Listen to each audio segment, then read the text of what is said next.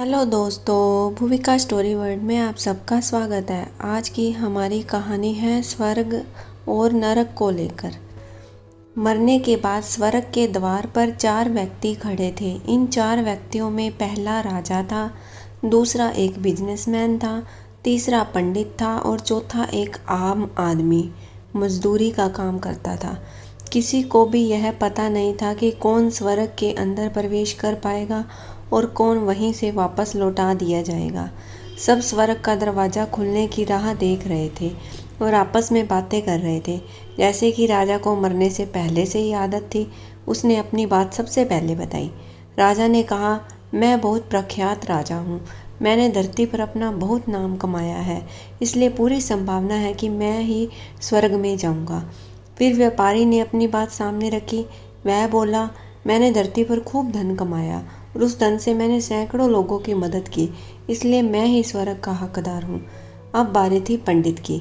तो पंडित ने मुंह खोला और सबको यह कहा, चाहे तुम जो सोच लो, लेकिन यह बात तो तय है कि स्वर्ग के दरवाजे खोलेंगे तो मेरे लिए ही। सब जानते हैं कि पंडित दिन रात भगवान को याद करते हैं, इसलिए स्वाभाविक है कि स्वर्ग में पंडित का स्वागत किया जाएगा। जब सब ने अपना अपना पक्ष रख दिया, तब सबकी नज़र उस मजदूर पर थी जो चुपचाप अपनी नज़रें नीचे झुकाए बिना कुछ बोले वहीं पर खड़ा रहा। स्वर्ग का दरवाज़ा खुला और वहाँ पर एक देवदूत आकर खड़ा हो गया। देवदूत के हाथों में एक पुस्तक थी जिसमें इन सभी के कर्मों के बारे में लिखा हुआ था। देवदूत ने सबसे पहले राजा को अपने पास बुलाया और उसको पूछा, तुम बताओ, तुमने अपने जीवन में क्या क्या अच्छे कर्म किए हैं। मैं उन्हें इस पुस्तक में देखकर फैसला करूँगा कि तुम्हें अंदर आने देना है या नहीं। राजा ने कहा, मेरा राज्य जितना बड़ा था उतना ही समृद्ध था और मेरी राज्य के सभी लोग खुशहाल थे। सभी बड़े आनंद से रहते थे। मैंने उन्हें कभी भी किसी भी चीज़ की कमी नहीं होने दी। यही मेरे अच्छे कर्म हैं।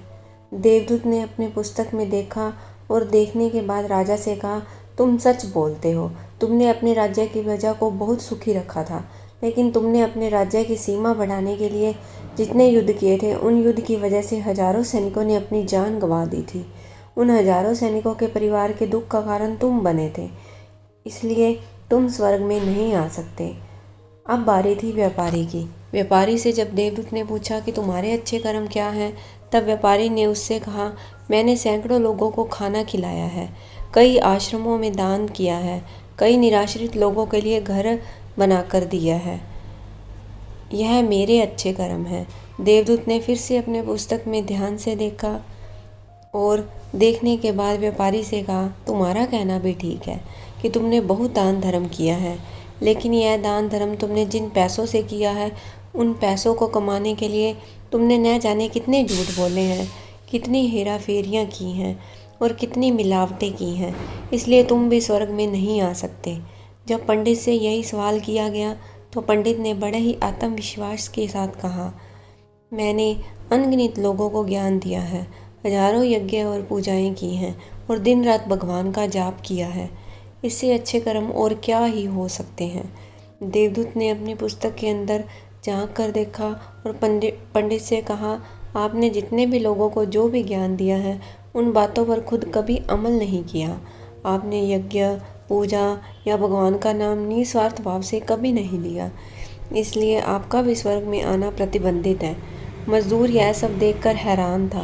वह अब तक जिन्हें महान समझता आ रहा था, उनकी व्याख्या स्वर्ग के दरवाजे पर आकर बदल गई थी।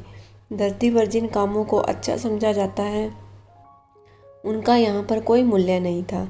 यमदूत ने जब इस मजदूर को अपने पास बुलाया और इससे पहले कि वह उससे उसके अच्छे कर्मों के बारे में पूछता, मजदूर बोल पड़ा, प्रभु, मैं जानता हूँ कि मैं भी स्वर्ग में आने के लायक नहीं हूँ, लेकिन मैं फिर भी एक बार बाहर से ही स्वर्ग को झांक कर देखना चाहता हूँ। बस इससे ज़्यादा मेरी कोई इच्छा है ही नहीं, क्योंकि ऐसी इच्छा पालने के लिए मैंने जीवन में कुछ भी नहीं किया है।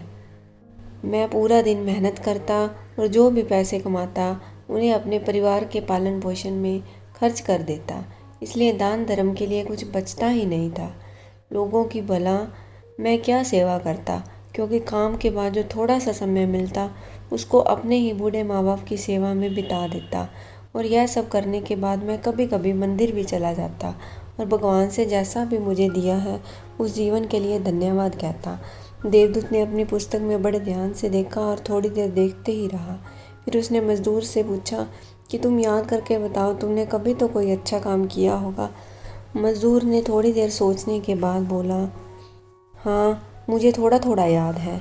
एक बार मैं बहुत भूखा था और मैं खाना ही खाने बैठा था कि एक बहुत ही कमज़ोर कुत्ता जो ठीक से चल भी नहीं पा रहा था वह मेरे पास आ गया और मेरे खाने को देखने लगा।